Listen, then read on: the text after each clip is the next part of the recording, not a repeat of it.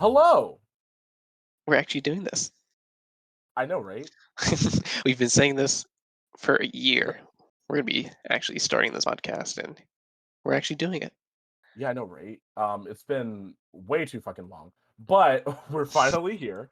And yeah, welcome. This is the BDE podcast. With Daryl.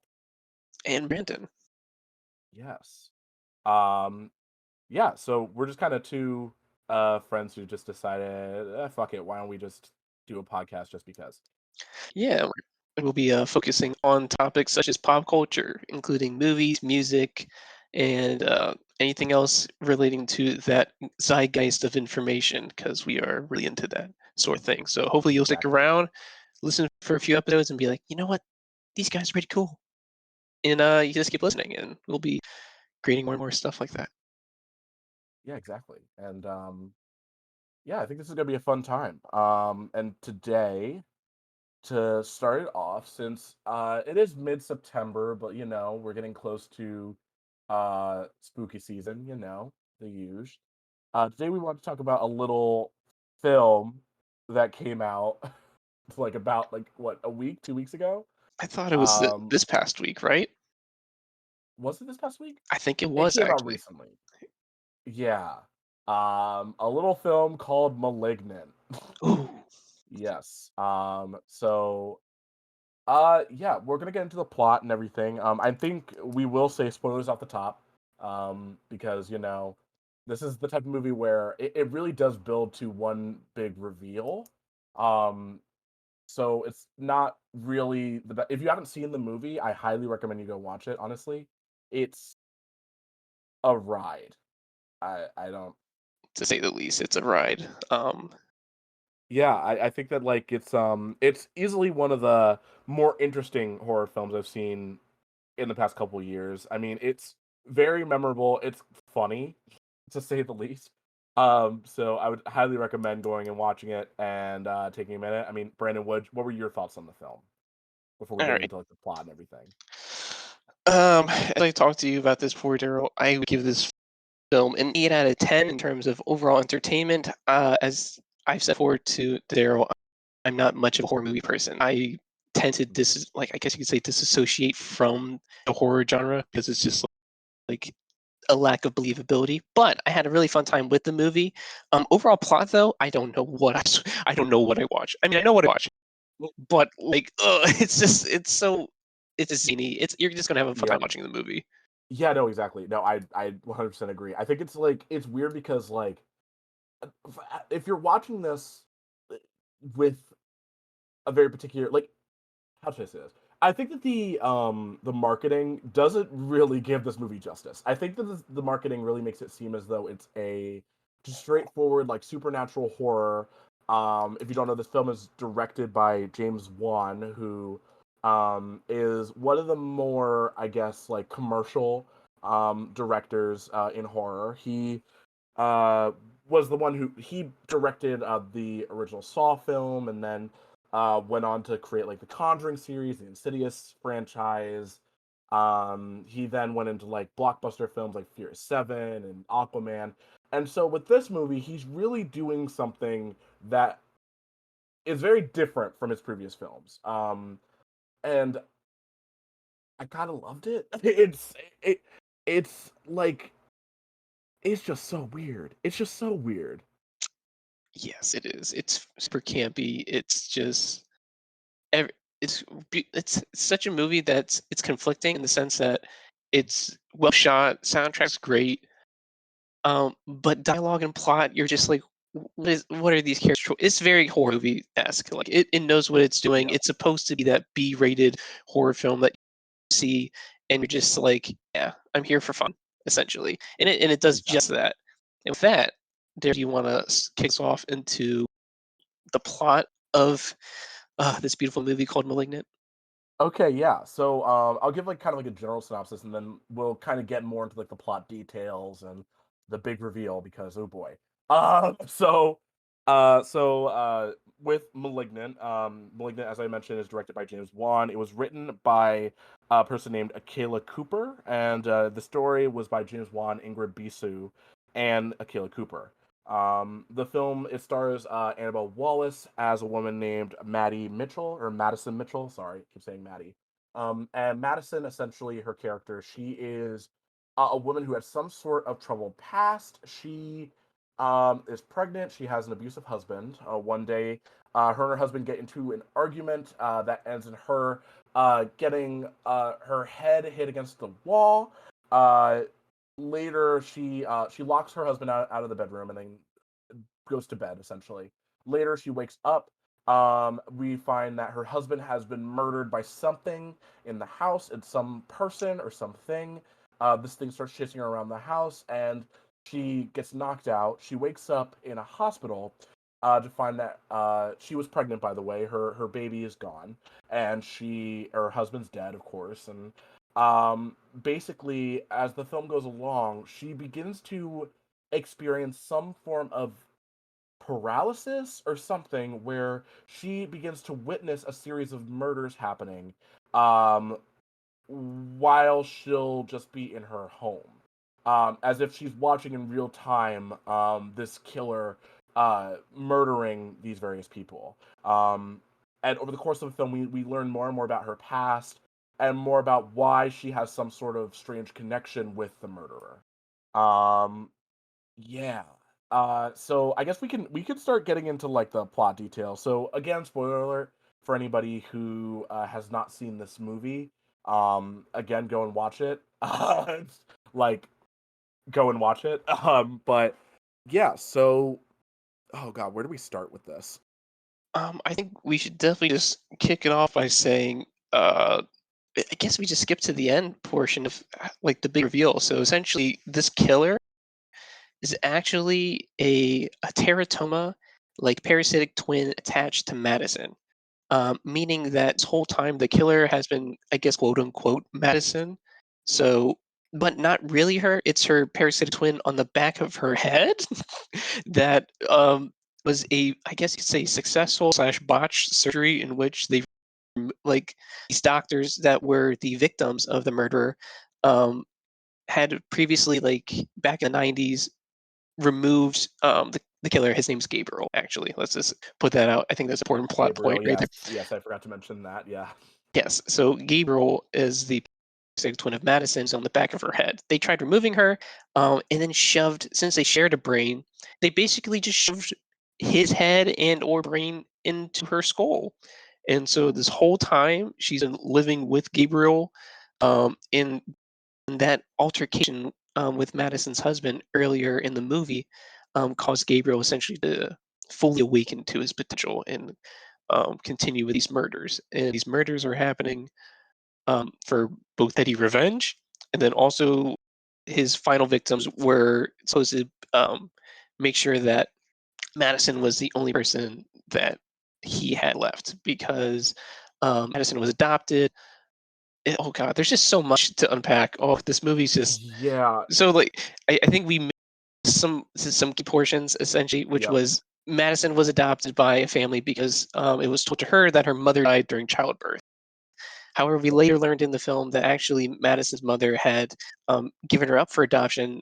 I'm guessing because of Gabriel, Mhm. or other reasons, but I'm going to assume it's because there was an ugly motherfucker in the back of her baby's head, and she's like, I don't want this baby anymore." That's just my assumption. I mean, I'd probably feel the same way and be like, you know what? I'll let other people raise it. Yeah, fair. Fair. I can't blame them. Yeah, and so essentially, Gabriel's a petty little bitch and decides to kill everyone that put him in Madison's head, and then also want to kill Gabriel's, or not Gabriel's, Madison's adoptive sister, because Gabriel's like, no, she's mine, and that's pretty much the whole plot of the movie. That's his whole mo. Yeah, it's pretty crazy. So like I guess what's really interesting about this movie is that like as it goes along, the way it plays is that it plays as like a typical horror thriller to a certain extent. Like it as the story progresses, we are left asking all these questions, right? Like, okay, so Gabriel is something. We don't know what Gabriel is. All we know is that it is a physical entity of some kind, and that it has the ability to manipulate electricity. They never explain that. They Other never properly explain why that's the case. other than there was shock therapy done on Madison slash Gabriel when they were still conjoined in their early life. So that's the Yeah, whole reason why he can like possess like radio waves and other things. Cause yeah, like that's a huge like not a huge point in the movie, but literally he like flickers the lights on and off, and like he'll yeah, emanate his voice from a cell phone, being like, "I'm going to kill you," like that kind of thing. yeah. And it's interesting because it's like, well, when the movie starts off, and we didn't really talk about like the opening sequence of this movie, because from the get, I already felt like I personally was like, okay, what is this?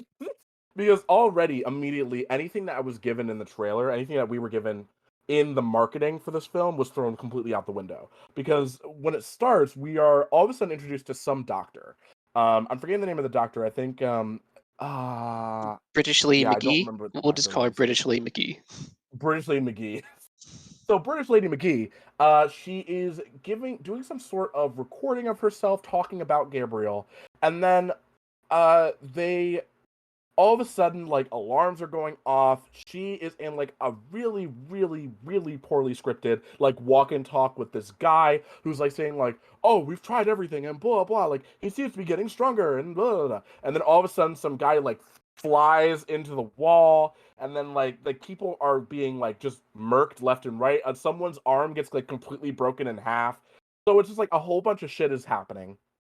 Gabriel is then sedated, and at this point, we don't know anything about Gabriel being attached to Madison. We got a quick glimpse of what Gabriel looks like, and it literally like what we saw was essentially the teratoma. But we don't see Madison at all until we see that someone is being dragged across the floor, and we see that it's like a child with like pink or purple socks on or something like With that. pandas. It's important Yeah, because pandas. I don't know. It because was just like pandas. it was a nice little panning shot of the socks, and we were just like, why? What? Yeah, so immediately we're like, what the fuck is Gabriel? What the fuck is going on? Like why is this happening? Why is it happening? And so but from after that, we then get this like title sequence that's so like yeah, fuck yeah, we're here for like a ride. And it's weird because it's like the movie, again, going back to the marketing, I keep bringing this up, but the movie was marketed originally kind of like similarly to like The Conjuring, right? Where it's like, ooh, this is gonna be like a masterclass in horror, and it's gonna scare the shit out of you, and blah blah. But like instead of it being directed like The Conjuring or like the Insidious movies, where a lot of it is about atmosphere and restraint. This movie in particular is directed more like James Wan's earlier films, like Saw or Dead Silence or Death Sentence, or yeah, Death Sentence. And if you haven't seen, I haven't seen Death Sentence. I've seen the first Saw movie. It's fine. I don't really love it, but Dead Silence, I think, is the perfect comparison to this. Even though Dead Silence is more of like a supernatural thriller, it has all the same like hallmarks that this movie has. And it's very interesting seeing him to kind of like harken back to his roots while also incorporating like his his more modern sensibilities. You know what I mean? Exactly. Yeah. Um and so as the film progresses, I think that where the movie really starts taking turns is where like so there's a scene in the movie, and it's really funny because I have a list of scenes that uh took us out. So we watched the movie together, and the thing about it that was really funny is that there was various scenes in the movie that left us like asking questions, in like an ironic kind of way. But it's interesting because it's not like you can fault the movie for that because it's very clear that James Wan knew exactly what he was doing. You know? Oh yeah. No, he knew exactly what he was doing with this movie. Yeah. So like I think some scenes that I kind of want to highlight a little bit. Well, for one, I think that like where this movie really starts to switch it up is, I would say, the scene where, okay, well, I mean, the jail cell scene is where this movie really starts to just like switch gears Oh entirely. Um, wait, so you're saying that the basically last 30 minutes of the film is where we start? I mean, I guess yeah, I can agree with well, the that, last but 3 minutes is where this movie just goes off the rails batshit in a that's good way. that's Like, fair. because I think that like there are other scenes too that I definitely want to mention, but this scene in particular was where like there were so many questions left just like on the table. Like for example, okay, so just to set the scene, so at this point in the movie, um, I guess if we explain the plot, Madison's been seeing these murders. She goes to the cops. She explains what's going on. They are then convinced that she is seeing these murders, but they don't really know why exactly she's seeing them. They begin to believe that she is responsible for it. After like she witnesses a couple different murders, and there are a few that I kind of out of the three main ones that happen in this film, I definitely want to highlight a couple of them because it's very interesting. I read a few interviews with James Wan, so we'll kind of go into that a little bit later. But I think that like the jail cell scene, when we get to that point, Madison has been arrested. They begin to believe that it's her that's behind this. There was an interrogation scene where they talk to Gabriel, but they don't know how exactly she is connected to Gabriel. But it's obvious that there's some sort of connection between the two of them. So she's in a jail cell. While this is happening, it's being intercut with her sister.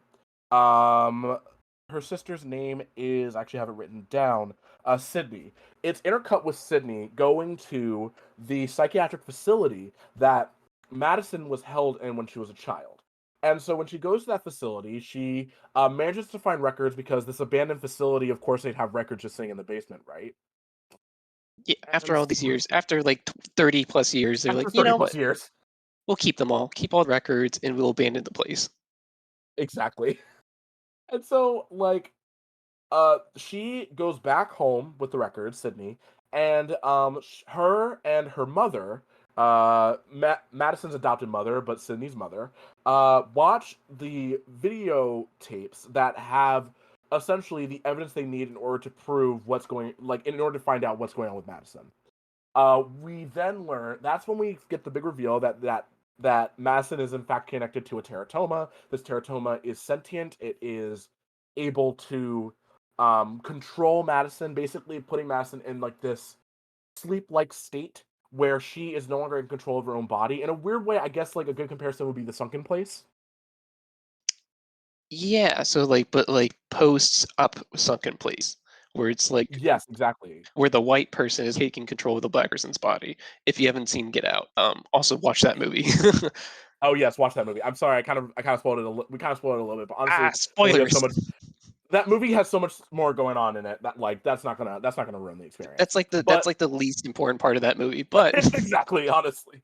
Uh, and so like basically she is in this state where she is just witnessing shit and she has no control over it because Gabriel has taken full control of her brain. And so while this is happening, we then cut back to Madison in the jail cell. First off, so many questions. Why is there a woman dressed like she's in the 70s? Never explained. Why is this mullet lady played by the great Zoe Bell just like being antagonistic? Never explained. They it's just so funny. It's like everyone's like cracked out. It's just like a bunch of cracked out prostitutes, well, yeah, and then everyone's like super violent for no reason. Like everyone's just like yeah, super aggressive, and I'm just like, is this just supposed to be like every prisoner is a thug, which is just a weird. I mean, I guess it's just trying yeah, to match that campy vibe where it's like you take the most extreme version of that thing. So prisoners, yeah, they're but all thugs. yeah, exactly. And like it's so strange. And then on top of that, like I think what made it even funnier is that just to add a little spice, they added a woman in the corner, just like on the toilet. Why did we need that? I don't know. It paints a Because we scene. can. It paints a scene.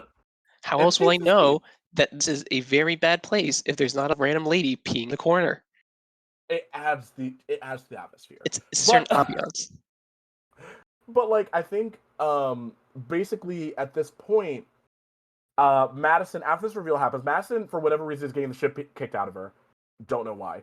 And so I think this is the part where I was like, "What is happening?" And I literally looked at my screen like, "What the fuck am I watching?" Madison starts like seizing, right? And then all the other women in the cell are like, "Oh my god, get in here! This bitch is having a seizure." Okay. And Oh, that you probably caused from beating her up like that, like yeah, I know, like right? a normal logical like state of being like, A is me beating this lady up. B, she started seizing. I don't know how this happened. Right? It's not me. This correlation, I don't see it. Oh my And god, then it's now so you oh my suddenly god. care too. They suddenly care like that she sees and be like, we went too far, I They're like guess. they're like, "Oh no, we need help." It's just so like, what the fuck? And Well, then okay, like actually, that it's not just her seizing. We forgot to also mention this point. Anytime Gabriel like comes into the scene, when he takes over Madison's body, he literally, since he's on the back of her body, like her back and her head, yeah, um, he literally inverts her body. So like yes. her So arms so her arms break backwards so that he can use them like in his perspective, and it's just that's why they're more so freaking out. well, Not it's like well because well, I was gonna say like because when it's happening, like it looks like she sees him, but then she like starts screaming, and literally the back of her head opens up, and a face just comes out of the back of her head. Yeah, so that might also cause room for panic. Yeah, yep, yep. And so like, basically the scene then this movie all of a sudden turns into like John Wick or something, where she just starts like brutally just murking every single person in this jail cell, like and Like it's her backwards. job. Like it's her Yeah, job. and it's like I was just so I didn't even know what to think at this point because while I was watching, I was like, I don't know if I love this or if I hate this. Like I legitimately did not know how to feel about like all of this that was going on because she so basically Madison at this point like her arms are broken backwards like she is moving backwards. And I looked this up because this is part of like the James Wan interviews I was reading, and apparently like the stunt actor that played Madison, I don't remember if I noted her name, Marina Mazepa. I apologize if I completely butchered that name, but she is the stunt performer that's playing like the version of this version of Gabriel essentially, and apparently she did all that. Like she did all that backwards. So you're telling me she actually broke her arms backwards? Well, no, That's but dedication. Give her a raise. she's like but she is apparently like she's a stunt performer, she's a dancer, she's like a contortionist on some level. So she was like able to kind of like make that look Oh. as real as possible without actually having to use because apparently like they may have punched up with a little bit of CGI, but according to James Wan, they didn't actually do anything to really like make the scene look any different. Like it look it's exactly what you see on screen. Like it's what she's Oh, doing. Jesus. Yeah, and, exactly. and I say Because like that only because if you see the movie, you understand why I said it. Like yeah, because that's this pure dedication.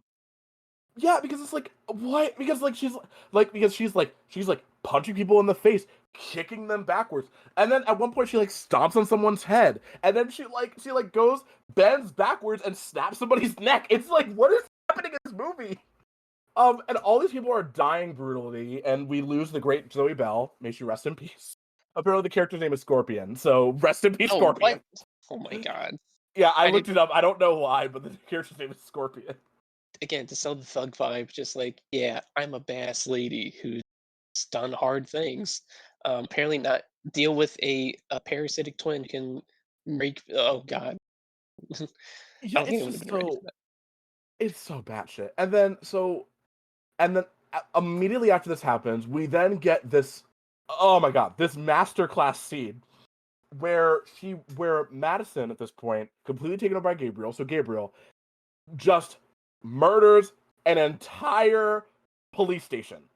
Everyone in this police station dead, It and it's is like a an true action master sequence. yeah, it's a true masterpiece of an action sequence, but I think you were hinting towards this earlier, Daryl, where it's just like a complete flip of like a horror movie. So you're like, this Yeah, I'm not even watching this as in fear. I'm watching this because I'm actually invested in the action sequence, but not even for the police, but for Gabriel. Because also, that's a good question of disbelief. Where did where did Gabriel learn all of this? Like, become this never professional explained. hand-to-hand combat freaking murder beast, or like Never explained. Well, they also hinted at it like, which is also a funny explanation towards the end of the movie when Madison wins her battle against Gabriel, and Mm, her sister is pinned against the wall, under like this medical bed, like this heavy machinery yep, thing, yep. and so she's she's like talking to Cindy, her sister, and she's like, "All right, I can get this off you," and Cindy's like, "What? What do you mean?" And she's like, "Well, me and Gabriel share a body, so anything he can do, I can do," and she just lifts the freaking bed off her sister, and I'm just like, what? How? What? This movie's Make any ridiculous. sense? It doesn't make any sense. But it's like, but it's one of those things where it's like it doesn't make sense, but you're just kind of with it. Like you're just kind of like, okay, I'm along for the ride. You know what? I'll just let whatever happens happens and just let it go. Because during the action sequence, I think that where I really got taken out. So there's a couple things that happened during the sequence.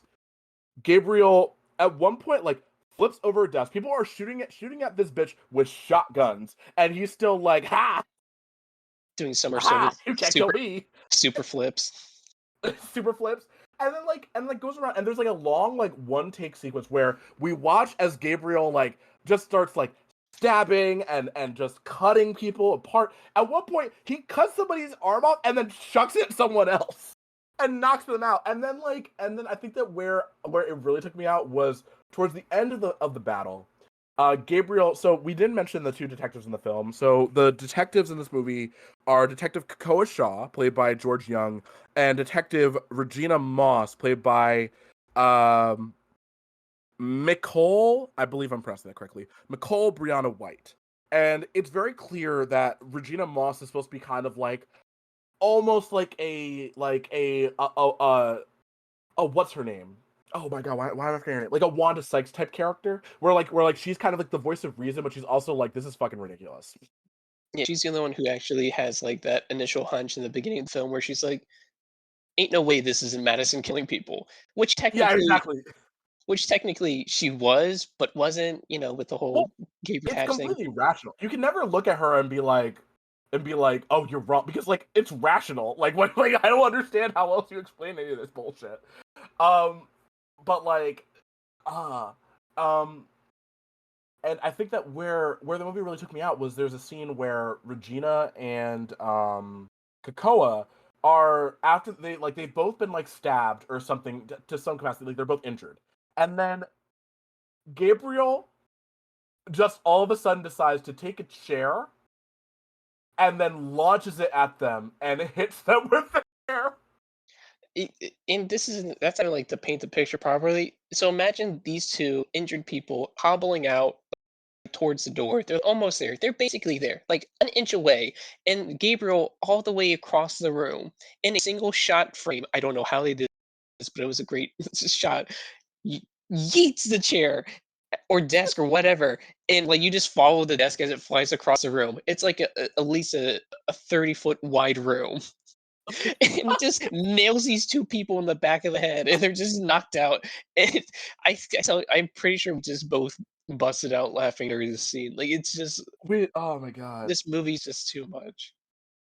Well, it's like, oh my god, this at this point, any form of horror that this movie was kind of building up is gone, and so I find it very impressive that that in a movie like this, right, where like it's kind of set up to be, because it's very clear this movie had like its various like inspirations, right? It starts off feeling almost like a weird supernatural horror film, and then it progresses in terms of like this almost like murder mystery slash giallo film. Which, do you know what giallo horror is, or like I what? don't. So basically, it's like it's a specific like Italian horror. I'm not like an expert on any of this, so take what I say with a grain of salt. But essentially, it's like Italian horror. A lot of times it has like its kind of its tropes. So like a lot of like, ooh, like the black glove killer. A lot of red, like garish reds and leather and like black and And, whatever. And so and and basically people a lot of those cooking horror spaghetti movies. improperly. True. They're No, like, a oh lot my of the god. movies. But a lot of the movies like what is it called? The typically like there's kind of like a black glove killer of some kind. A lot of times it's like this killer is murdering women, but in this case they're not really going that far. But there's one particular scene that really kind of shows like the giallo influences where Madison goes to lay in her bed to sleep, right? and then when she opens her eyes, or like she rolls over or something, and when she opens her eyes, she's in the bed with another person. At this point, was it said was it explained that this person is one of the other doctors? I don't think quite yet. I don't think for Okay, that murder. I think this was the murder after British Lady McGee. Um, exactly. so they were almost there, but not quite. I think it wasn't until the third victim, the last doctor, that we knew that it was the doctors that Gabriel was going after. So in this case, when she turns over and sees this this fat man in her bed, that it's not her bed, and she sees that it's in a hotel. I forget what the name of the hotel was, but she reveals the name of the hotel, and that's how they know where to It's like go. yeah, and like basically a lot of like the influences in that scene is very clearly defined by like the black gloves, the knife, the garish red, because basically like there's a sign right outside of the building coming in through the window, and like the bright red of the sign is like coming in through. Um and so like that was the one scene that really stands out. I was like, oh, okay, it's very clear that like James Wan like loves giallo horror, and like he's trying to kind of play with that. Like I think one example of giallo horror, even though you've only seen the remake, Suspiria is considered to be like one of like a giallo horror film, the Really? original one. Yeah, like the '70s version. Oh, the Yeah, original one. I was about to say like the yeah. new one. I don't Oh, the know. new one is absolutely not. I was about to say there's nothing about that that's like campy. That's just actually straight up just creepy and off-putting and unsettling. Yeah, no, because I should actually watch some more giallo horror, because there's like other things like Blood and Black Lace I've heard of. Of course there's Suspiria, but then there's other films from Dario Argento, who was the director of that original one. But like it's very funny watching this movie, because it's like okay, I can see those influences, but like for this, and it's really funny. It's like and I think that like as the film, I was about to say as the film goes along, I've said that a lot, but the movie never like what's this? To me, it was never scary. But I'm a person who I don't really get scared by horror movies. I um have loved like horror movies since I can remember. I mean, my favorite horror movie is probably The Descent still, but like I love movies like Hereditary and Midsummer, of course. Get Out, Us, the what is it called? Even like older horror movies like I love Alien, which is a science fiction, but a lot of people consider it to be horror, The Exorcist, like all that jazz. And so like with this, like I never found it scary, but I was definitely like intrigued. I was always like, okay, what's going on here? Why are people dying? And like did you see anything beforehand that like kind of suggested like the wackiness of this movie other than what I told you about it? Uh, I saw no advertisements for this movie until we watched it. Okay. So I mean, like at post watching is when I started seeing um like Snapchat stories where it's like HBO Max, watch Malignant and stuff like that. So I had no indication of where this movie was going. As soon as that opening scene happened, where it's just like, practical effects, it's at um, that film reel like effects with the movie starting off, and then with the like the title sequence starting afterwards with the hardcore rock. I knew immediately what this movie was going for. I was like, "This is camp. Hell. There ain't no way this was gonna be serious." Yeah. Yeah, no, exactly. I felt the same way. I mean, I think that like it was a combination of that and also the use of the Pixies' "Where Is My Mind" in like the Exactly. score.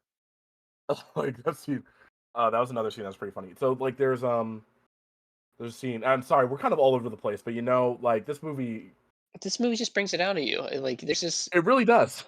because there's just so much like I feel like with any other movie, you can at least break it down point by point. Be, okay, there's an actual logical following to this movie. No, that just throws it out of the window when you talk about this movie because you're like, this. There's just so many batshit moments where you're just like, oh yeah, that did happen, and then you start thinking about other things. You're like, wait, why did that happen? You're like, yeah. Again, this movie, you just it it it has like a what is it?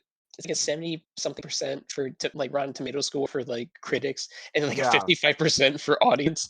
I guess we're in more upper range of that 55% where it's like Hmm. we actually recommend people watching this movie. Yeah. Not for good plot, not for like, it being a quote unquote good movie as is, but for it being a good Mhm. ride. Yeah. It's like it's weird because it's like any critique.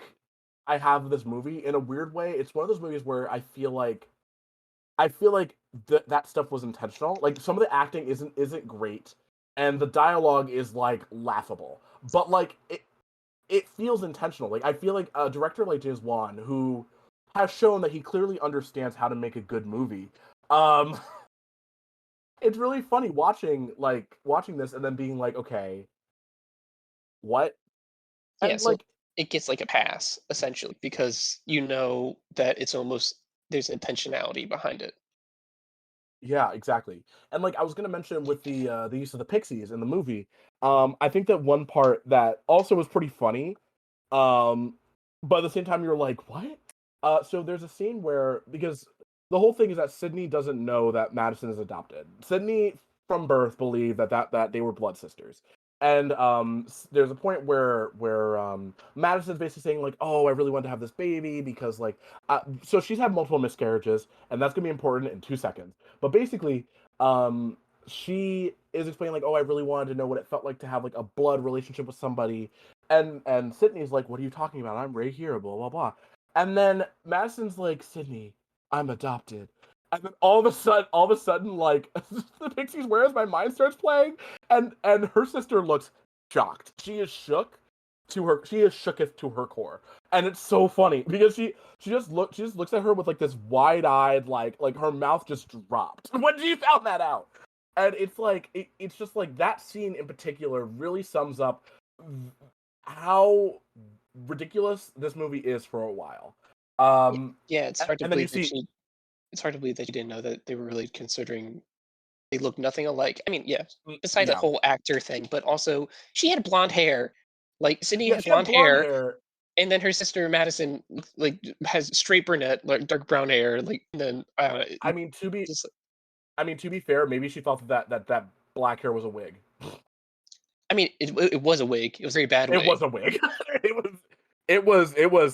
Oh damn, that wig. But yeah, no, it was oh my god, it's just so odd to me because as the story when we learn more about Gabriel originally, there's a scene where we are um where she is being like interviewed by like a hypnotherapist because police work with those all the time. I guess I didn't know that was a thing. You didn't know Maybe that? it's not. No, no, they do all the time. Do they? Oh, okay. Well, No, no, they do. I No, they don't don't. know. They don't with hypnotherapists. That's like Well, so if you've ever seen Psych, like that show, or The Mentalist, that's like that. yeah. Like no actual police department's going to bring in some person who's like that. Uh, Well, I can understand working with a therapist, but with a hypnotherapist, that seems very like I don't know. I don't know, but maybe they do. I'm not an expert. I'm not an expert. Who knows? But basically, um, in this scene, there are a few things that happen in this scene that are just wild. So basically, when this is before we find out anything about Gabriel, like what Gabriel actually is. But at this point, we believe that Gabriel is Madison's imaginary friend from when she was a child. Um, Also, we never mentioned this, but there was a woman early on in the film that we don't know who this woman is, but she was kidnapped by Gabriel, and she is strung up in some sort of like evil lair. Uh, we find out what that lair is, and I'll explain it in 2 seconds. But it's just like an old like dusty thing, and she's like tied up in there with Gabriel for a while. And then we learn more about Gabriel in the sense that like when Madison was a kid and her adopted mother was um, pregnant with Sydney, we find out that basically Madison this thing where she was talking to someone that no one else could see, and no one knew who it was, but everyone just believed that it was Madison's imaginary friend. And then at one point, Madison went downstairs with a knife to go and get a piece of cake, to cut into a piece of cake. And we find out that it's not a piece of cake. She doesn't cut into it, but we find out that it wasn't a piece of cake. She was actually standing over her mother's stomach, her adopted mother's stomach, while she's pregnant, with the knife. And Gabriel wanted for her to kill her sister, essentially. Um, because again, so Gabriel's a then petty bitch. exactly. He Like can't Gabriel, share. his whole thing is that he wants to isolate Madison, and we'll get into like what's really interesting about this movie because there are a few comparisons to other movies that we have in mind. But when we find out about this, um, Madison is like deeply troubled by this. She like freaks out, whatever. And then we cut back to like modern day. The hypnotherapist takes her out of her trance. She explains like, "Oh my god, I remember everything about Gabriel," but like she never really explains it, or like she doesn't remember everything. She just remembers like Gabriel being like evil and all this other stuff. Like there's a whole thing where when she was a kid, she used to call Gabriel the devil. So for a hot second, we're thinking like, "Ooh, is this like a religious thing? Like what's going on?" Um, then the woman that was tied up in like that weird lair, she manages to cut herself down, so she's no longer tied up. Tied up. She's crawling along the floor, and all of a sudden the floor like gives out, and she falls from the goddamn ceiling of Madison's house in front of the police, and the police are like, "What?" That's not even to put it lightly. Like literally, this was me and Daryl and our friends watching this movie. We're all just like, what the fuck just happened? And how did she not know this woman was in her attic this whole time? Yeah, exactly. Like what? Like how do we just how do we can't just gate that. Like first of all, also how big is her house? Like that's also another thing. Like we see your house, like it's pretty Not big. decently It did not sized. look that It big. it did not look that big where it's like you can't hear someone walking around upstairs. Well, actually, well, she was tied up. But if they're like again at this point, we didn't know that Gabriel was Madison's uh Mm-hmm. basically parasitic twin on her back. So which explains why she didn't hear anyone walking around up there. But at the same time, you would think that she would hear someone like muffling or like the floor the some type of like boards creaking like in the ceiling. You'd be like, hmm, that's weird. That's a big rat up there. Like what? You didn't hear anything, not a thing. Like Exactly, and yeah, it's just so strange. It's so funny, but it's so strange because like yeah, I would have thought that like because I guess my only explanation for why that could be the case is maybe Gabriel is still fucking with her I on some guess. level. Oh yeah, that's another thing Maybe. that we didn't that you I think you hinted at but didn't necessarily mention. Like, yeah, he fucks with her in so many ways. But another Oh one was yes. that like her miscarriages that she kept having, she had like 3 or Yep. 4 Yep. pregnancies, were all due to Gabriel. Because he was literally feeding on them, which To build himself back up. to build himself back up.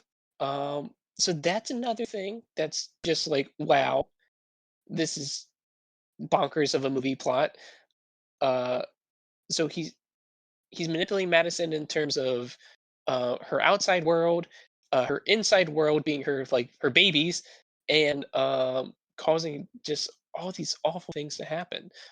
Uh, which kind of brought me to I think I've said this to you before, Daryl, as well, that this movie kind of reminded me of another horror movie called Invisible Man, which is a great Yep. movie. I said throughout the whole movie as we're watching it, I was like, this is just Invisible Man, but worse. Because I think Invisible Man's the better movie if you were to take it seriously. But again, Mhm. both are good movies in their own right. But if you want a good horror film, I guess it's not really. Could you call it horror? It's more like psychological Well, Invisible thriller. Man. I think Invisible Man is like a horror movie, but it's definitely more of a thriller. It's more in line with like a I mean, in a literal sense, more in line with like a sleeping with the enemy or like but because a large portion of that movie also deals with like the idea of like, what if you were experiencing something that you know for a fact is happening, but no one believes you, and Yeah, that's like a certain type of horror genre in itself. Um, and so like I think that like with Invisible Man, because it is very similar in terms of like the actual movies themselves are very different. But like in terms of the story that's being told and like how it's like, oh, this whole thing is happening because Gabriel is doing it, and like I'm just like a pawn in his scheme, and blah blah blah. And the fact that Madison knows that there's something going on beyond just simply like because Madison's whole thing is that she is always being blamed for things that Gabriel's doing, but of course her and Gabriel are in the same body, so it's very difficult to kind of separate the two. But that's the case. But with Invisible Man, it's that like it's the same thing of like Gabriel and um, oh my God, what's the name of the husband in Invisible Man? Oh, they say it all the oh, time. I They don't say it a remember. lot. I feel it was Did it, very base. It was a very basic white name. I feel like. I'm gonna look this up real quick, but it.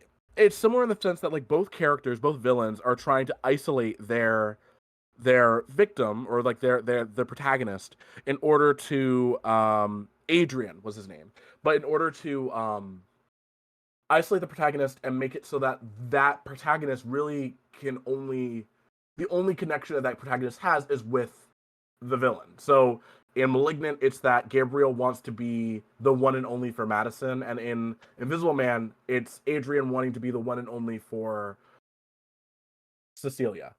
But it's interesting because what the thing about Invisible Man that makes it like that the thing about the two that makes it different is that I think Invisible Man takes itself very seriously in a good way. And I think that the thing about Invisible Man that makes it interesting is that it's very much a film about a woman's agency being taken away and how her and about her like being this abuse victim but no one believes her and how she is just constantly being, for lack of a better term, victimized by this literal invisible person.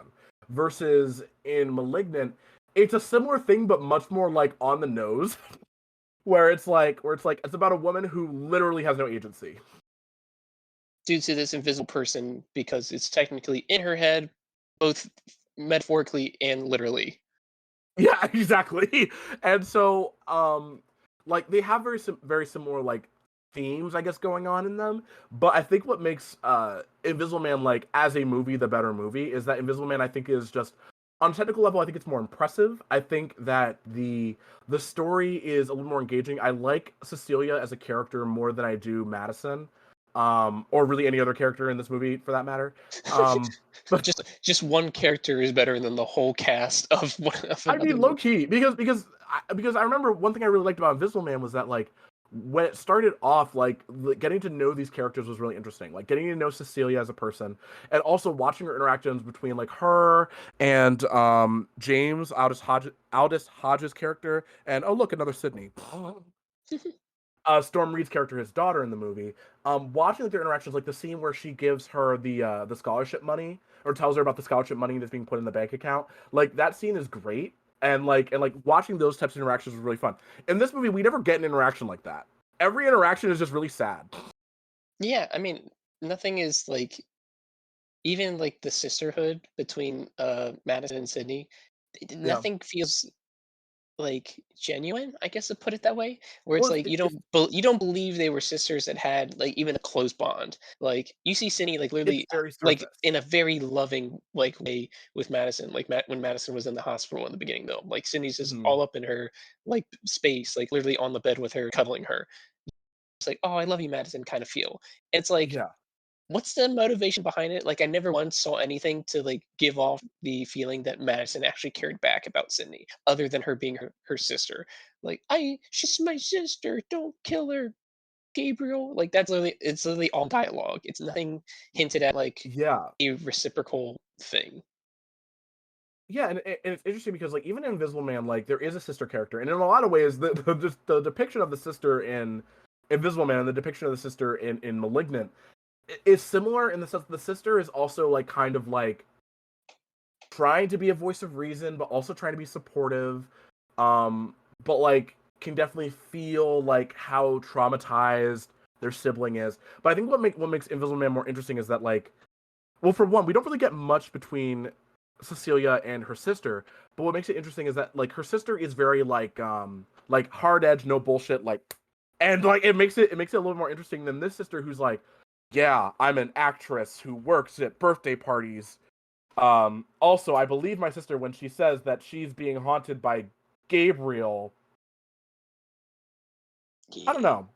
I don't know. There's this something just a little more interesting about Invisible Man, in that sense. But I think that just generally speaking, like Invisible Man left me thinking like, okay, well, how is she gonna get out of this situation? In Malignant, you're just like the she's fucked. she's fucked, and like the conclusion is very funny to me because it's like, that's all it took. That's all Yeah, you had to do. she just had to try. Really? So you're telling me that it's almost You like just had to try? this whole movie you just didn't try? I mean, That was this whole movie made the case for like. So have you ever seen The Host? I have not seen the The host. like I think like 2013 movie starring Saoirse Ronan. No. okay, so in that movie, there's a line of dialogue where so the main character Shisharona, she jumped out of a whole fucking window, but she's still alive. And so one of the characters, one of like the doctors, says like there's not like they say something along the lines of like there's not a bone not broken or organ not ruptured. I cannot tell you why she is not dead. And then another character just goes, "This one wants to live." This whole movie was just the case for this one wants to live. It's so funny. Oh my god. And so by the end, basically, so explain the ending. Basically, at some point, um, we learn about Gabriel. So Gabriel's getting ready to kill Sydney and Madison's birth mother, because Jane Doe, that woman that fell from the ceiling, is Madison's birth mother. We don't know that, but now we do. And so Madison, the way that it's staged is that Gabriel in Madison's body is getting ready to kill the two of them. Madison is basically like disembodied from herself, and she's standing in the corner watching all this happen, and she can't do anything. So then basically, Sydney says like, "Madison, you gotta fight him. He was feeding off of your babies." I'm not joking. This is how this information is revealed. We did not know this beforehand, and now we're all of a sudden she's screaming it, Madison, like, "Oh, he was feeding off of your babies to get stronger and build himself back up." And that was what inspired Madison to go like, "I'm going to take over." So then Gabriel kills the sister, and then kills the birth mother, and then all of a sudden, Madison's like, "Hey, you thought," and then basically everything starts dissolving around them, and that's like that is one cool thing that we didn't really talk about. Like, there's a really cool effect that happens that you see in the trailer, where whenever Madison, and in this case Gabriel, is essentially being able to witness what's going on around them, like whatever it was that was going on around them originally is not reality. Everything will start like kind of dissolving around them, and like this really really interesting effect that they do a couple times in the movie. It's really cool to see. And so that happens with Gabriel, and then we get this standoff where Gabriel and Madison are talking in her head, right? And this is where we're like full sunken place, like it's just a black room, and then she's like, "It's over, Gabriel. Like, you forgot that we're in the same body." It's like apparently you did too, Madison. Yeah. This whole movie, you forgot. You literally did until this Yeah. very moment. And so, and then like basically, so she is like, basically the scene gets summed up by like, "I've had enough of your shit. We're done." And so she goes, and all of a sudden there's just like a giant like, there's giant like bars, right? Like a giant like jail cell bars. Hmm. And so she walks over to the jail cell bars, and then Gabriel's like, "Well, I'll be back." And then she goes, she Oh goes, wait, does that mean she there's gonna be says a like, sequel? we'll get to that, because if there's a sequel, I don't want there to be a sequel. Honestly, this I movie's too don't need batshit on its own. Um, but basically, she goes, what did she say? She said something on the lines of like, "Oh, I know, and when you do, I'll be ready for you." And it's just like, what? And it's just the bars. She does the bars close, and then all of a sudden she just like comes back. Also, by this point, she's been shot multiple times, because Gabriel, like, even when he was fighting or whatever, there were a couple times where people did hit him. So he was shot a couple times, so she was shot, and like her arms are all broken. But then when she comes back, she's just kind of like, and then like she has no bullet wounds. Her arms are just go back to normal. No, she's not hurt. Everything's okay. She's not even Also, so tired from she's Gabriel not even using her tired. body. Just like, oh, yep. Yeah, she's just like, "Yep, I'm back." And I mentioned that the sister and the birth mother get killed. That was actually a misdirect. So the sister and the birth mother are still alive. They're just chilling, right? They're still alive, whatever. Um, we mentioned before, Madison's like, "It was still my body," and like just like yeets, lifts up a whole medical bed and just like moves it. And then her and Sydney just like have like a nice little embrace on the floor, and they're like, and basically the ending, I guess the primary theme of the movie, or the thing you're supposed to take away to some capacity, is like, she really wanted to know what it was like to have a blood relationship with somebody, but in fact it was the person that she wasn't related to that she needed all along. Which is just The like, end. what? Like what? What? That's it. That's your message. Wait, and there was supposed to be a message? Why is this a message? It wasn't a horror message. Yeah, it doesn't make sense. And like I think that like as much as I'm saying like okay this doesn't make sense, this doesn't make sense. This movie's still fucking fun. Like even us describing it does not give this movie justice. Like you have to see it to understand like what makes this movie so entertaining. Um and yeah, that's Malignant. that is Malignant. Uh, ugh, I feel both. It's both frustrating as a like as a movie in terms of like Mhm. plot and reasoning, but at the same time, it's just as I said before, it's a fun time. It's just you gotta watch it for yourself. We could describe it all day and keep remembering other parts of this movie. But at the end of the day, I say go watch it. It's a go watch it for me. Yeah, same here. I think that I do have a letterbox account. And on my letterbox I gave it a four out of five. And I think that's fair because my thing about this movie is that like it's not a perfect movie by any means. It is not like you could argue that this movie isn't even good, but it's really entertaining. James Wan's direction is really on point. I think one thing we never mentioned, and I did want to bring it up at some point, was there is one particular shot in this movie that is just amazing. Where basically there's a scene where Madison's trying to basically lock up all the doors, close up all the windows, whatever, and then she sees that one of the doors has been opened, and it's a bird's eye view tracking shot of her running from that door through the various rooms, and the house looks like a dollhouse almost. And she's running through these various rooms. We see her run through, and then the camera passes over from like the top of the house over like the hallway, and then we see her run over up the stairs, down that same hallway we already passed by with the camera, and then into a room.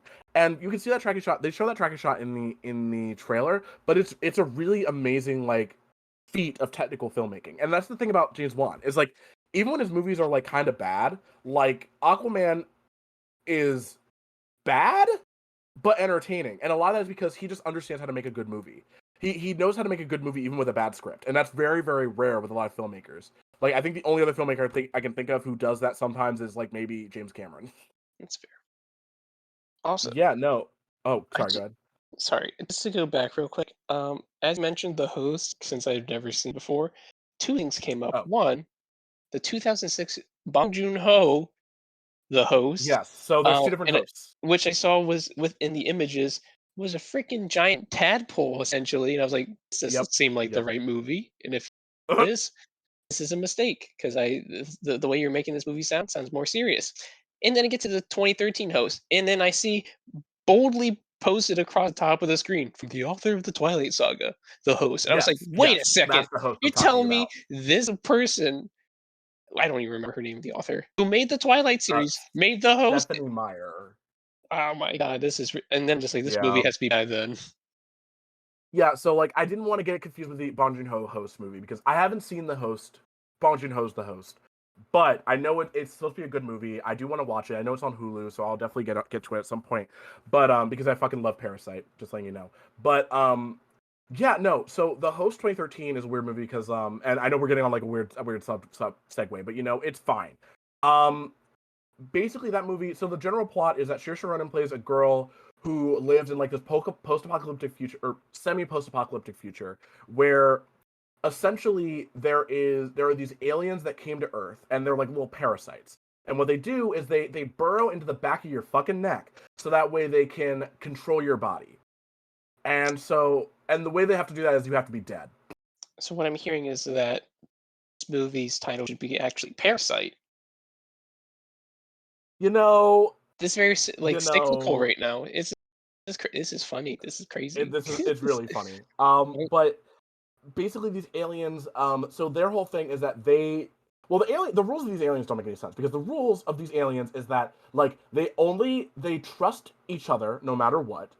They only believe in kindness, so like world peace and stuff, which is fine. But like the way that this world operates, it doesn't make any sense that these things would be able to take over the planet, right? Because the idea is that all humans on this planet have been taken over by these aliens. But the thing about these aliens that makes it funny is that the aliens, as far as we know, are basically harmless unless it invades your neck. So I already have questions about like how how. Also, they're all a just giving each large other hickeys without.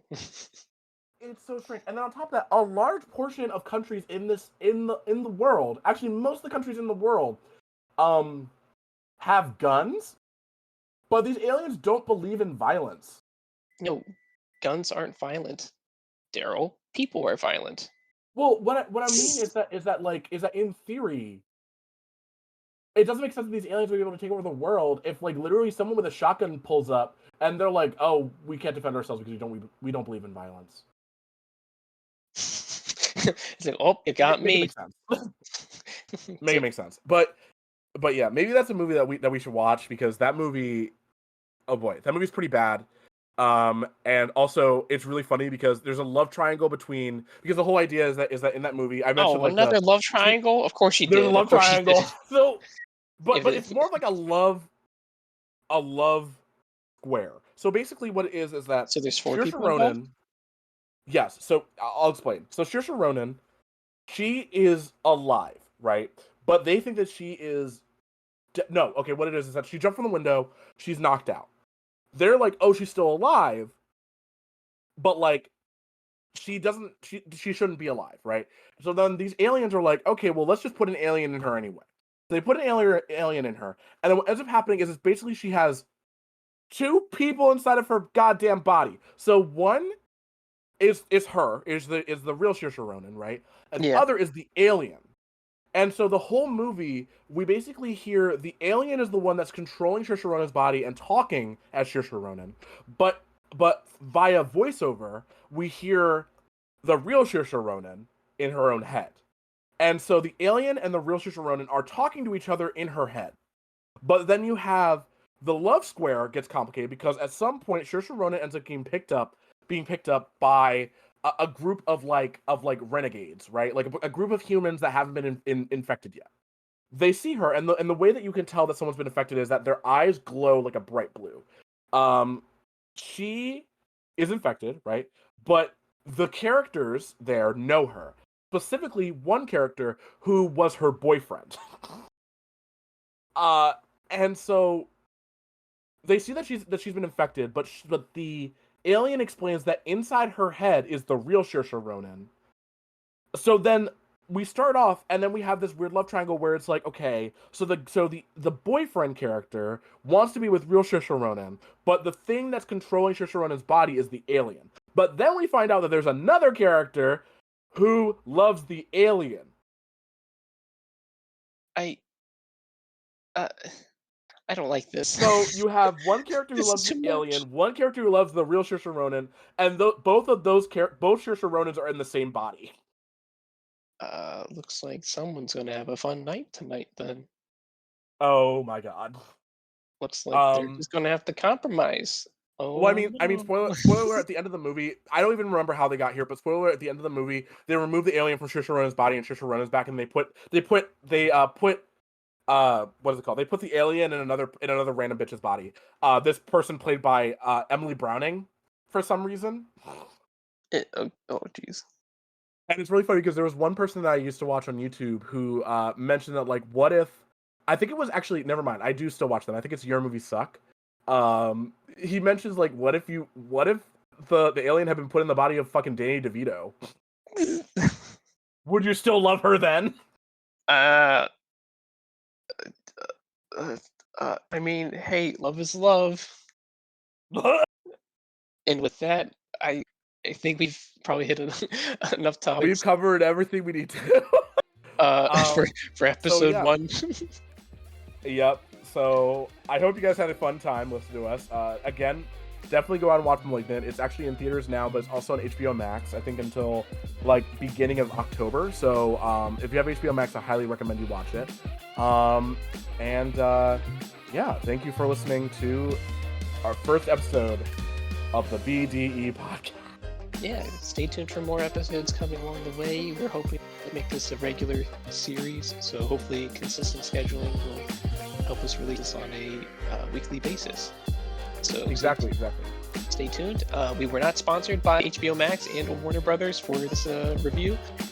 But if they want to, please feel free to, and we hit us up anytime you want. But other than that, have a good rest of your day, everyone.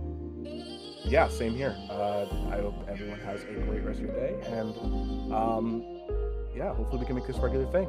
And yeah, thank you. Bye-bye. Craig, go away. Craig, join. Craig, leave.